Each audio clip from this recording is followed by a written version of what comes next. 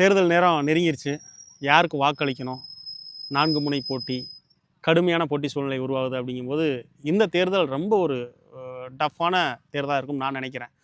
என்ன காரணம்னா, ஏடிஎம்கே கட்சிக்காரங்க ஏடிஎம்கேக்கு ஓட்டு போட்டுருவீங்க, டிஎம்கேக்காரங்க டிஎம்கேக்கு போட்டுருவீங்க, டிவிகேக்காரங்க டிவிகேக்கு போட்டுருவீங்க, நாம் தமிழர் கட்சிக்காரங்க நாம் தமிழருக்கு போட்டுருவீங்க. இதையும் தாண்டி நிறையா சுயேட்சை வேட்பாளர்கள் நிற்கிறாங்க.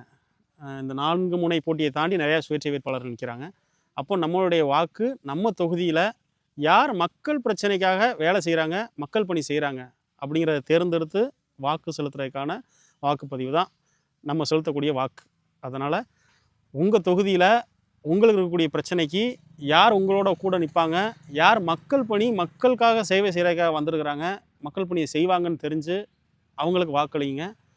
வாக்களிப்பது நமது உரிமை. இவங்களை தான் வாக்களிக்கணும் அப்படிங்கிறது 100% கட்டாயம் கிடையாது.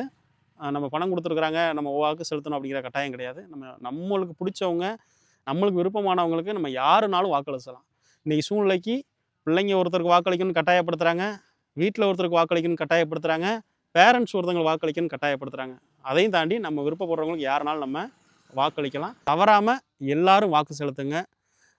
இவங்க தான் ஜெயிப்பாங்க, இவங்களுக்கு வாக்கு செலுத்தணும்னு இல்லாமல் உங்கள் தொகுதிக்கு யார் நல்லது செய்ததுக்கு நின்னாலும் அவங்களுக்கு ஒரு ஆதரவு, ஒரு சப்போர்ட் பண்ணுங்கள்.